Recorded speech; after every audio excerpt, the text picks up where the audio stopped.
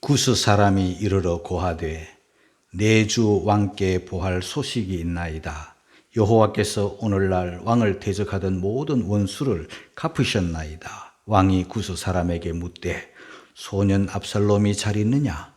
구스 사람이 대답하되 내 주 왕의 원수와 일어나서 왕을 대적하는 자들은 다 그 소년과 같이 되기를 원하나이다. 왕의 마음이 심히 아파 물루로 올라가서 우니라. 저가 올라갈 때 말하기를 내 아들 압살롬아, 내 아들 압살롬아, 내가 너를 대신하여 죽었다면 압살롬 내 아들아 하였더라. 우리에게 다 알려진 사건입니다만은 지난달 24일 친구 만난다며 밤에 나간 아들이 밤이 새도록 돌아오지 않았습니다. 기다리던 부모가 애가 타겠죠. 아들에게 연락을 해도 연락도 되지도 않고 날이 밝아도 소식이 없습니다. 경찰에 신고를 했지만 아버지 마음처럼 그렇게 발벗고 경찰들이 나서주지 않습니다. 물론 수색도 하고 찾아보기도 했겠지만 아버지 마음같이 그렇게 애타게 찾을 수는 없었겠죠. 견디다 못한 이 아버지는 더 이상 기다릴 수 없어서 직접 아들을 찾아 나섰습니다.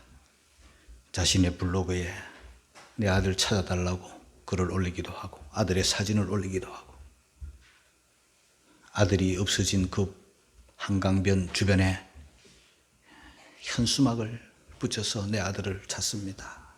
내 아들을 찾아주세요 하면서 현수막도 붙이고 그래도 마음이 놓이지 않아. 그야말로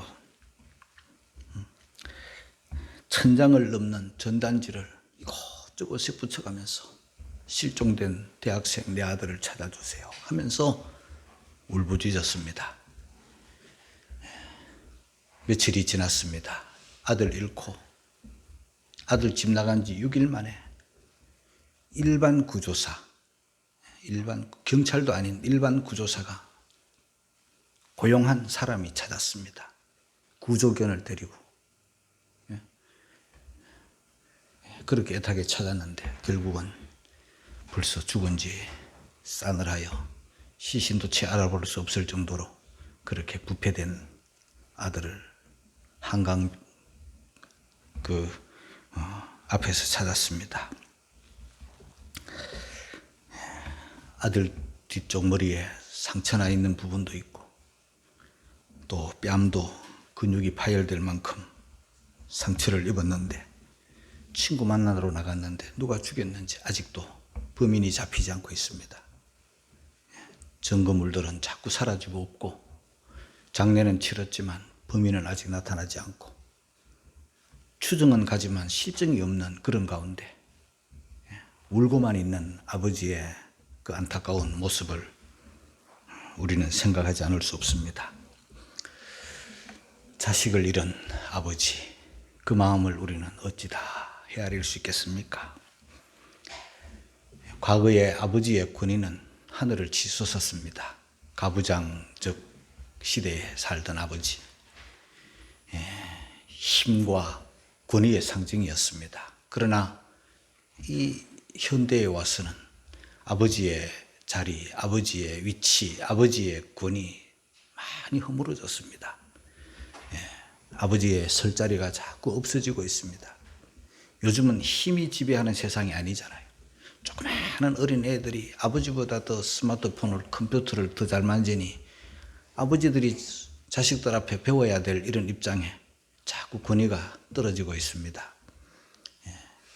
그래서 이 아버지는요, 순식간에 가정에서도 위치를 잃어버릴 때가 참 많습니다. 왜냐하면 즉 소가족이 살잖아요. 엄마, 아버지, 자식 하나, 둘 이렇게 가정을 이루어 사는데 이 자식들은 누구 편인가 하면은 물론 아버지, 어머니를 다 사랑하고 다 공경하겠지만은 그래도 우선은 엄마 쪽으로 많이 쏠리잖아요. 엄마는 10달 동안 그 아이를 품었고 아프게 아이를 낳았고 품에 안고 젖을 먹였고 병들 때 돌보아 주었습니다. 그러나 아버지는 그게 아니에요.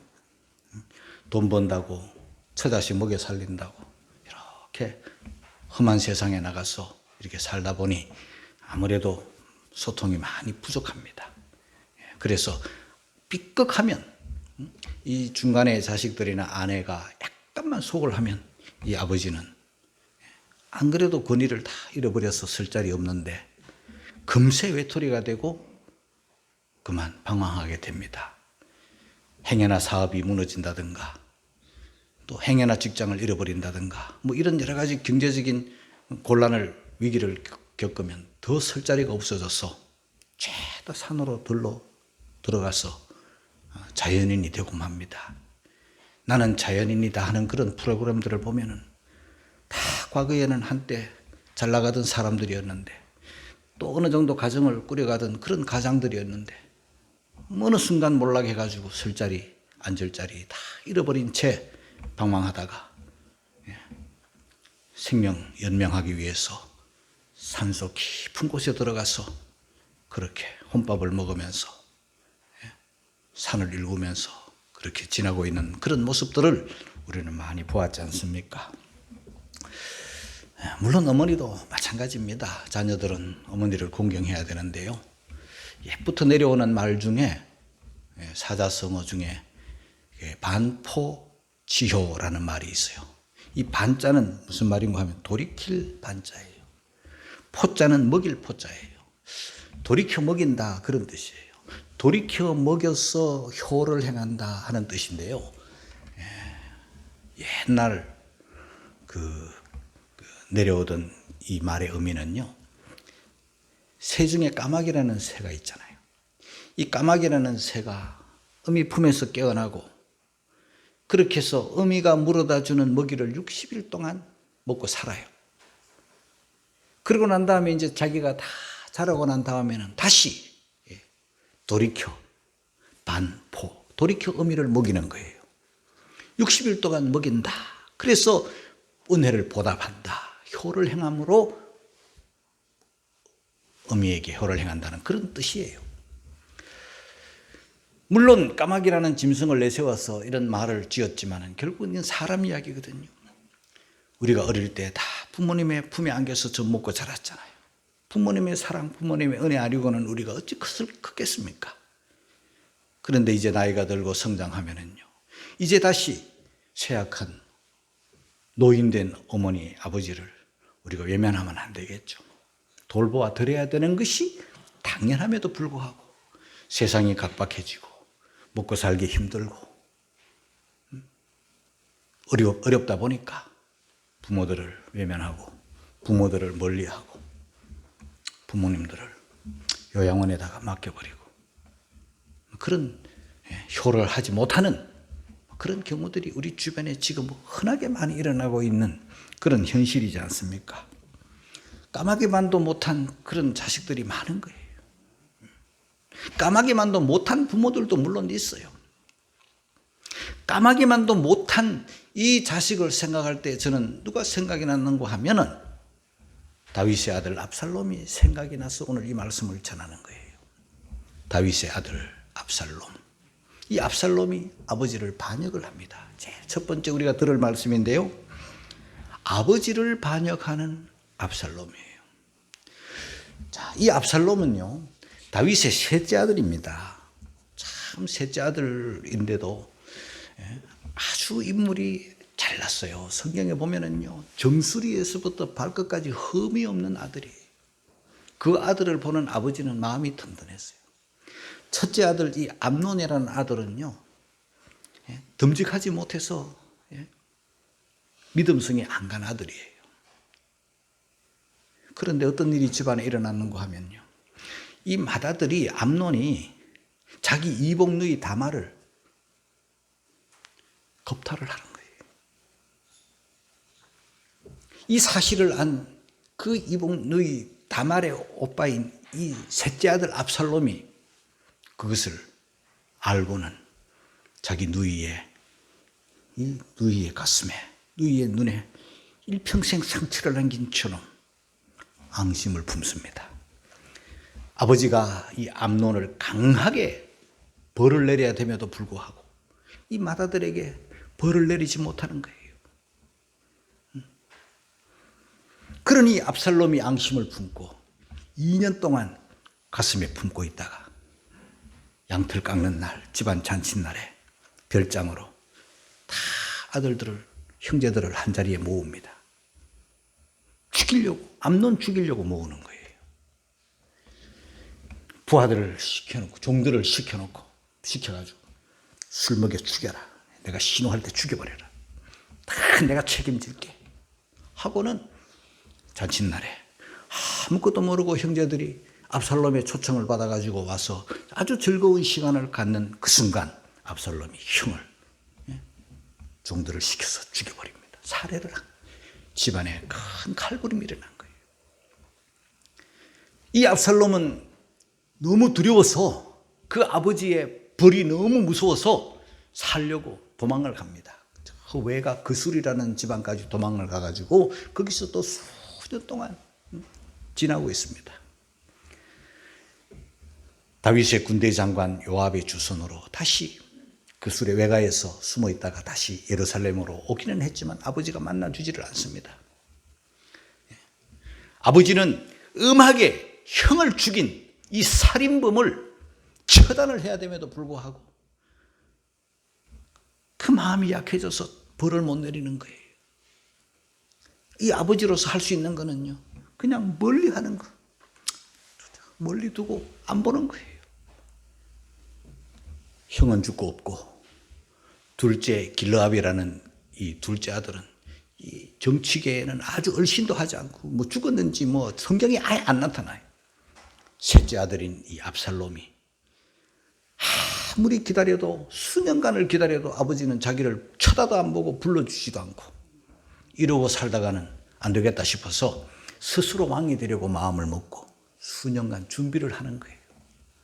아버지의 사람들을 자기의 사람으로 자꾸 이렇게 합니다. 마음을 훔친 자예요. 그래서 준비를 철저하고 난 다음 어느 날 반역, 반란을 일으켜 군대를 모아서 아버지를 공격을 합니다. 상상도 못한 일이 벌어져서 생각지도 못한 반란이 일어나서 반역이 일어나서 아버지는 예루살렘을 빠져나갑니다.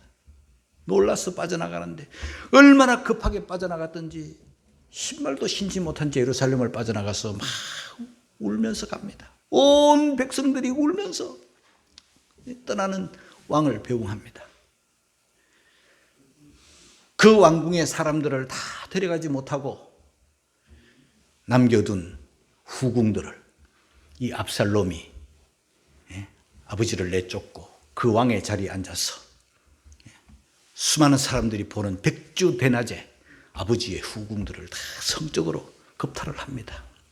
천하의 폐륜적 죄를 지금 저지르고 있는 겁니다. 이래도 부족하다 싶어서 끝내 아버지를 죽여버리려고 한 이 폐륜아 압살롬. 그런데 압살롬의 군대는 자꾸만 혼란스러워져 가고 점점 망해갑니다. 될 리가 없죠. 그러나 추스린 이 왕의 사람들, 다윗 왕의 사람들은 이제 준비를 갖추는 거예요. 그래서 이제는 이스라엘 안에 내전이 일어나는 거예요. 다윗 왕의 사람들과 이 압살롬을 중심으로 한 압살롬의 사람들이 일전을 벌입니다. 전쟁을 합니다. 사무엘하 18장에 보면 전쟁을 하려고 나서는 그 요압 장군 그리고 요압 휘하의 장군들에게 다윗이 부탁 아닌 부탁, 명령 아닌 명령을 내려요. 그 사실을 우리 한번 살펴보겠습니다. 사무엘하 18장 5절 말씀이에요. 다 같이 읽겠습니다. 시작. 왕이 요압과 아비새와 이때에게 명하여 가로되 나를 위하여 소년 압살롬을 너그러이 대접하라 하니 왕이 압살롬을 위하여 모든 군장에게 명령할 때 백성들이 다 들으니라.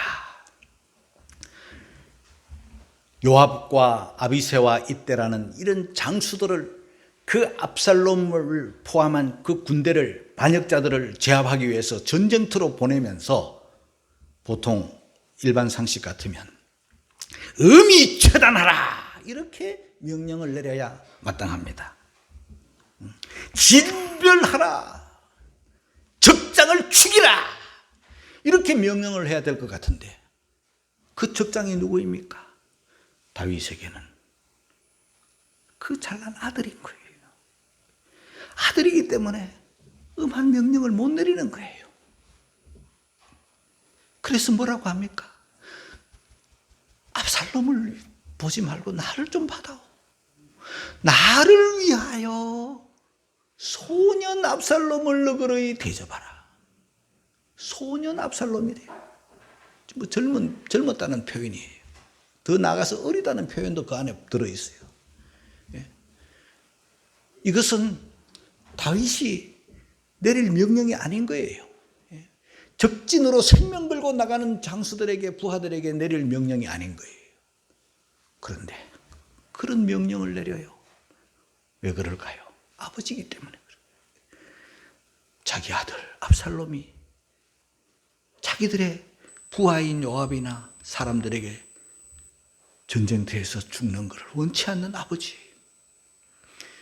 그 못난 아들이지만, 반역자 아들이지만 아버지의 자리를 탐낸 아들이고 아버지의 후궁을 건드리는 폐륜 아이지만은 아버지의 마음속에는 여전히 사랑하는 아들, 불쌍한 아들인 거예요. 그래서 적진으로 가는, 전쟁터에 가는 요압 장군에게 나를 위하여 압살롬을, 소년 압살롬을 너그러이 대접하라 그랬어요. 압살롬은요 정말 악한 사람 맞잖아요.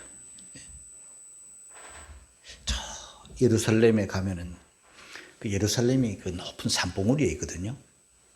그 예루살렘 산과 맞먹는 산이, 그 예루살렘이 포함된 산, 그 시온산이라고 그래요. 이 앞쪽에 산은요 감람산이라 그래요. 그 시온산, 예루살렘 산과 감람산 그 사이에, 감람산에는 물론 그 겟세마네 동산도 기슭에 있어요. 그 사이에 기드론 시내가 흘러요. 계곡이에요.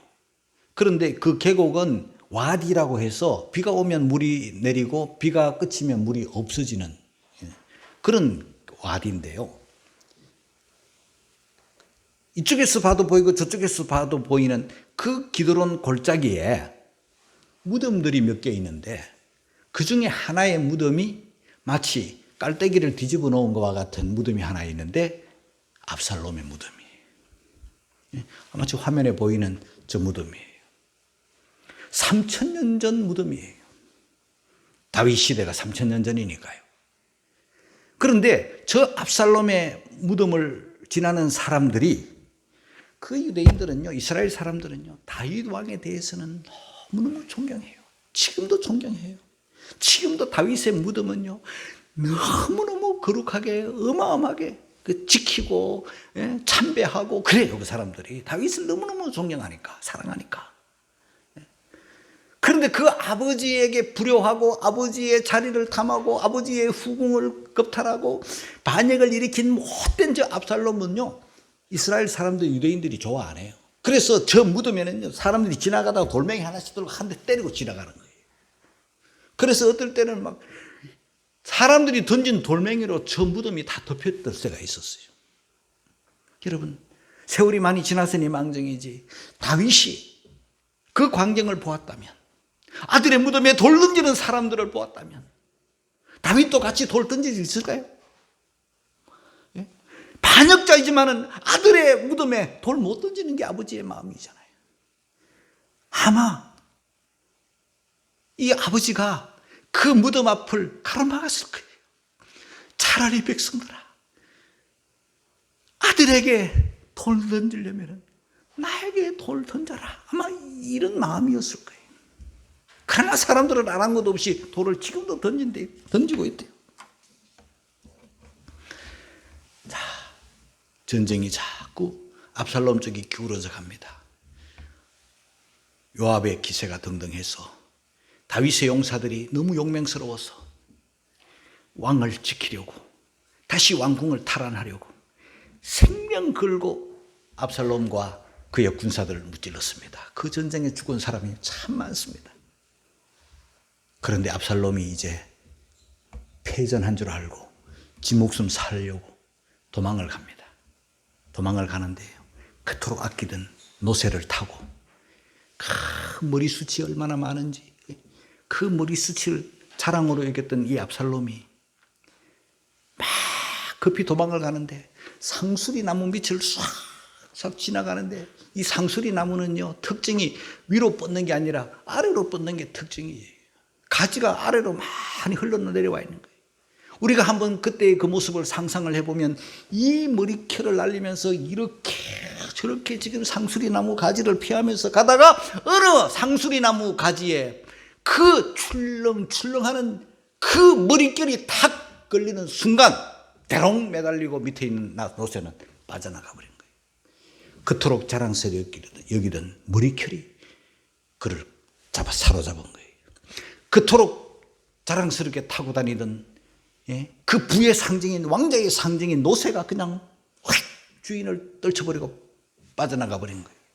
매달려 있어요. 요압의 부하들이 적장을 잡았다 하면서 죽이려고 하는 순간 왕의 명령이 생각나는 거예요. 나를 위하여 소년 압살롬을 너그러이 대접하라. 그래서 부하들이 죽이지 못하고 요압 왕에게 가서 알려주는 거예요. 장군, 압살롬을 잡았습니다. 지금 상수리 나무에 매달려 있습니다. 그래, 빨리 달려오는 거예요. 자, 사무엘하 18장 14절 이하를 15절까지를 같이 읽겠습니다. 다 같이 시작. 요압이 가로되 나는 너와 같이 지체할 수 없다 하고 손에 작은 창 셋을 가지고 가서 상수리 나무 가운데서 아직 살아있는 압살롬의 심장을 찌르니 요압의 병기든 받은 소년 열이 압살롬을 애워싸고 쳐 죽이니라. 다윗이 그토록 부탁했거늘 다윗이 나를 위하여 압살롬을 너그러이 대접하라고 명을 내렸거늘 이 요압은 들은 척만 척, 요압의 눈에는 이 압살롬이 적장으로만 보이는, 반역자로 보이는 거예요. 그래서 아직 살아있는, 매달려 있는 압살롬을 창셋으로 심장을 확 찔러버린 거예요. 그러자 와 하면서 10명의 요압의 수하에 있는 군사들이 매달려가지고 막 그냥 원수를 갚아버린 거예요. 피투성이가 돼서 그 적사하고 죽어버린 거예요. 그리고 나니까 쳐 죽여버리고 난 다음에 구덩이에 확 던져버린 거예요. 와 하고 막 승리했다, 적을 물리쳤다, 반란군을 제압했다 하면서 온 이스라엘이 좋아가지고 성전 소식을 빨리 다윗에게 전해야 되잖아요. 다윗에게 전해야 되는데 누가 앞장을 서느냐 하면은 아히마스라는 사독의 아들이, 다윗을 너무너무 사랑하는 아히마스예요. 그는 발빠른 사람이에요. 요압 장군에게 가서 말합니다. 장군, 내가 가서 왕에게 이 기쁜 성전의 소식을 전하게 해주시오 그랬습니다. 19절을 같이 읽겠습니다. 시작. 사독의 아들 아히마스가 가로되 청컨대 나로 빨리 왕에게 가서 여호와께서 왕의 원수 갚아주신 소식을 전하게 하소서. 이 아히마스는요, 승리의 소식, 성전의 소식을 그 사랑하는 다윗에게, 기다리고 있는 다윗에게 빨리 전해주고 싶은 마음이 들어서 그렇게 요압에게 간청을 했는데 요압은 벌써 알고 있는 거예요. 속으로 아히마스, 기쁜 소식 아니야. 전쟁에 이겨서 기쁘겠지만 네가 전한다고 해서 그 아버지 다윗이 좋아할 것 같아? 너 전하지 마. 거절하는 거예요. 벌써 요압은 알고 있는 거예요. 다윗의 성격을 알고 있는 거예요. 옛날에 사울왕 전사했을 때 사울왕 죽었다고, 다윗의 원수가 죽었다고 좋아했던 그 사람 다윗이 처형해버린 사건을 요압은 잘 알고 있는 거예요. 너 안 죽으면 다행이야, 가지 마. 요압도 아히마아스를 지금 말리고 있는 거예요. 성전의 소식이 아니야. 좋은 소식 아니야. 그 아들 죽은 소식이야. 너 잘못하면 죽을 수도 있어. 그리고 누구를 보내는가? 구스 사람을 보내는. 구스 사람은 이방인이고 얼굴이 흠은 사람이에요. 구스 사람을 불러다가 보내는 거예요. 21절 같이 한번 읽겠습니다. 다 같이 시작. 구스 사람에게 이르되 네가 가서 본 것을 왕께 고하라 하며 구스 사람이 요압에게 절하고 다름질. 구스 사람은 영문도 모르고 그 요압 장군이 왕에게 이런 기쁜 소식을 전해주라는 명령을 주니까 막 좋아가지고 막 절하면서 막 달려 빼는 거예요. 그러니까 그 모습을 본 이 아히마아스라는 사람이, 왕을 너무너무 사랑하는 이 사람이 왕에게 내가 기쁜 소식을 전해줘야 되겠는데 왜 저 사람이 가느냐고 다시 요압에게 간청을 또 하는 거예요. 23절입니다. 같이 읽겠습니다. 시작. 저가 아무쪼록 다름질하겠노라 하는지라 요압이 가로되 그리하라 하니 아히마아스가 들길로 다름질하여 구스 사람보다 앞서니라. 저가 내가 다름질하겠습니다 하니까 요압이 그래 속으로 이 바보야 할 수 없어 그리 해. 그러자 아히마아스가 들길로 다름질하여 지름길로 갔다 그 말이에요. 산을 넘어갔다 그 말이에요. 험한 길로 갔다는 거예요. 구스 사람보다 앞서요. 원래 발도 빠르지만 지름길로 막 달려 빼가지고 이 성전 소식을 다윗에게 빨리 가르쳐주고 싶어가지고 달려가는 거예요. 그리고는 막 도착을 해서 왕 앞에 막 얼굴을 땅에다가 대고 절을 하면서 막 성전 소식을 전하는 거예요. 28절입니다. 다 같이 읽겠습니다. 시작. 아히마아스가 왕께 말씀하여 평강하옵소서 하고 왕의 앞에서 얼굴을 땅에 대고 절하여 왕의 하나님 여호와를 찬양하리소이다. 그 손을 들어 내 주 왕을 대적하는 자들을 붙여주셨나이다. 성전 소식을 전하는 거예요. 그런데 다윗 왕의 반응을 한번 보세요. 이겼구나 뭐 하나님께 찬양하고 감사하고 뭐 이러지 않고 딱 하는 말이 29절입니다. 다 같이 읽겠습니다. 시작. 왕이 가로되 소년 압살롬이 잘했느냐. 아히마아스가 대답하되 요압이 왕의 종 나를 보낼 때 크게 소동하는 것을 보았사오나 무슨 일인지 알지 못하였나이다. 이 아히마아스는 전쟁에서 이기고 성전 소식만 전해주면 막 다윗이 너무 좋아할 줄 알았는데 지금 다윗 하나도 안 좋아하면서 묻는 거예요. 소년 압살롬이 잘했느냐. 생각지도 않은 물음을 탁 물었을 때 물론 알죠. 소년 압살롬이 어떻게 됐는지. 하지만 말 못하는 거야. 그럼 준비 안 한 거야. 그래서 제일 마지막에 보면 무슨 일인지 알지 못하나이다.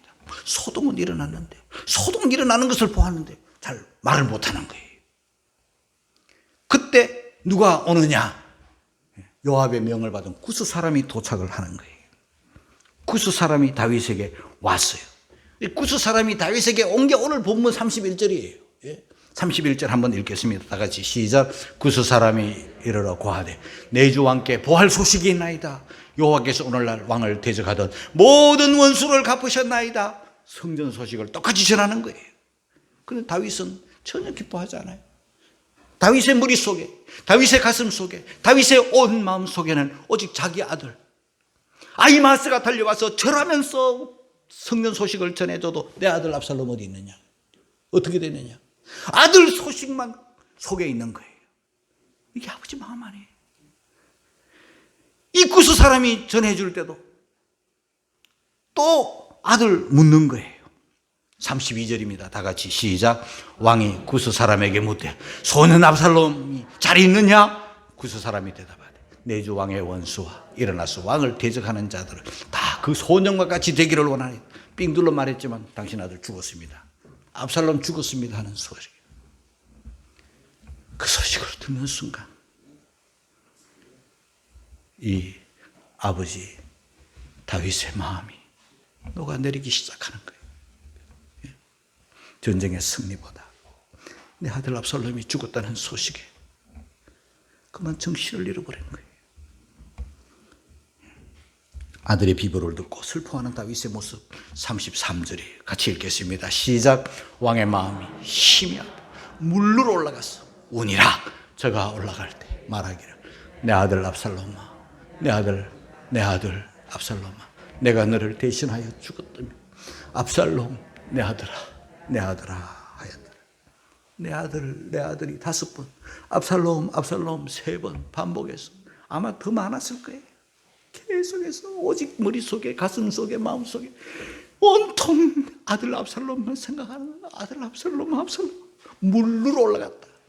문루, 다락루자예요. 다락루자. 그러니까 2층으로 다락으로 올라가는 거예요. 그 백성들 앞에 우는 모습을 안 보이려고 올라가.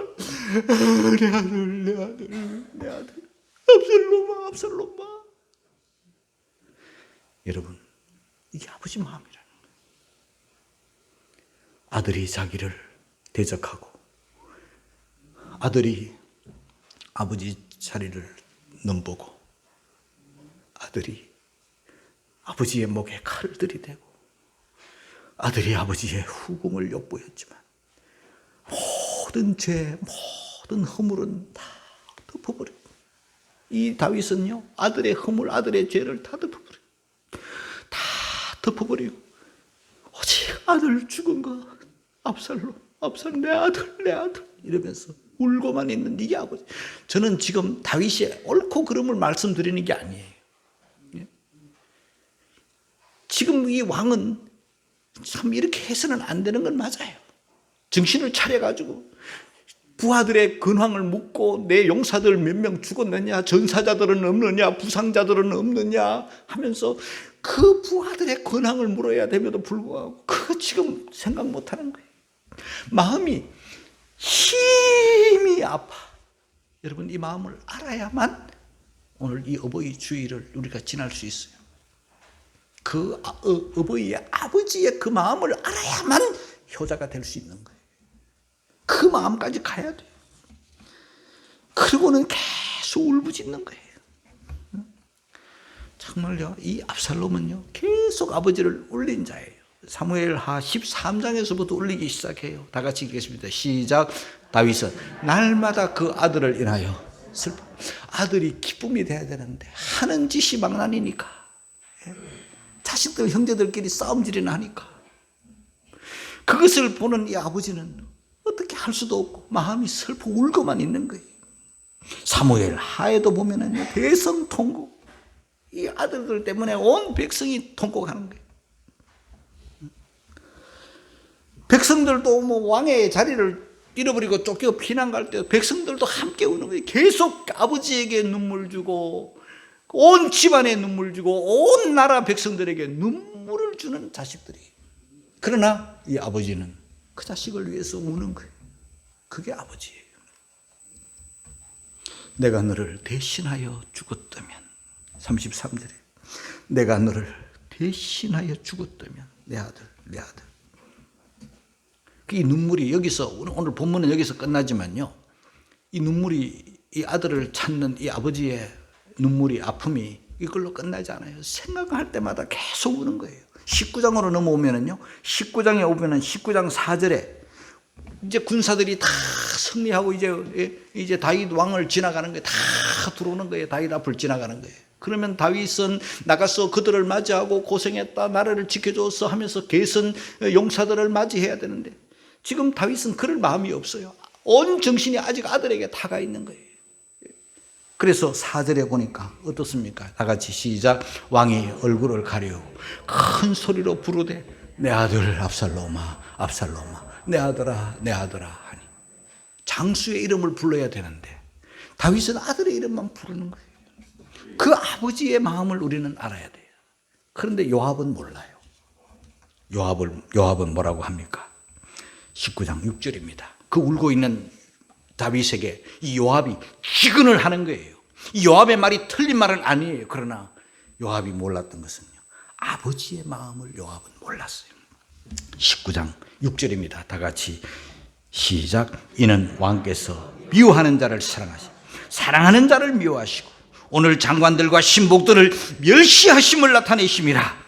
오늘 내가 깨달으니 만일 압살롬이 살고 오늘 우리가 다 죽었다면 왕이 마땅히 여기실 뻔하였나이다. 왕은 오직 압살롬밖에 모릅니다. 우리가 왕을 위해서, 나라를 위해서 다 죽고 압살롬만 살아오면 당신은 좋아할 것이잖아요. 이렇게 한 소리 합니다. 뼈 있는 소리를 합니다. 틀린 말은 아니에요. 목숨 걸고 싸운 군인들을 환영하지 않고 적장 압살롬만을 위해서 울고 있는, 온통 마음을 다 빼앗기고 있는 그를 바라보는 요압 장군으로서는 이렇게 말할 수 있겠죠. 그런데요, 다윗은 요압의 말을 다 듣고 정신을 차리고 알았다 하면서 다시 이제 마음을 정돈한 것은 맞아요. 그러나 다윗의 마음에는요, 요압, 너 내 아들 죽였어. 표는 안 내요. 말은 안 해요.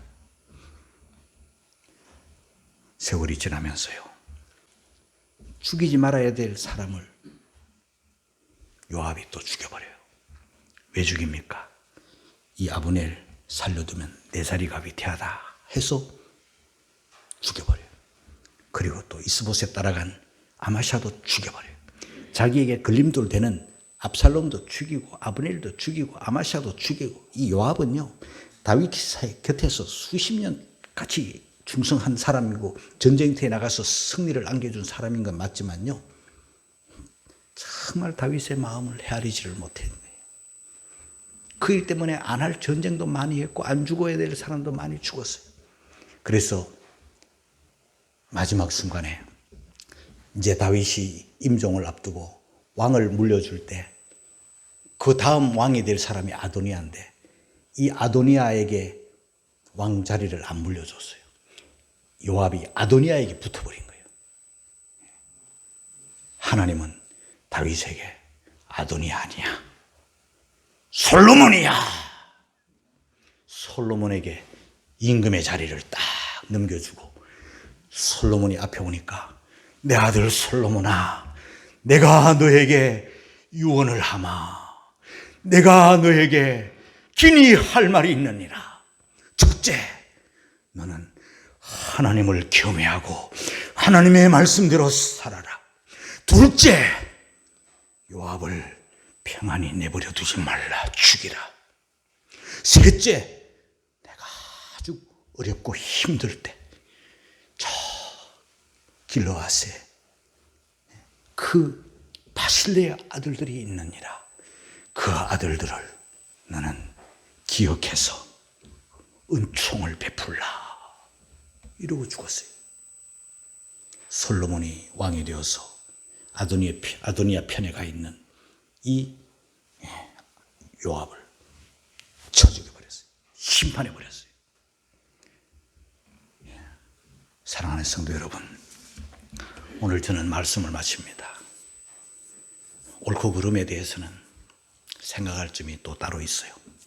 그러나 오늘 우리가 알아야 될 것은요, 이것이 아버지의 마음이라는 거예요.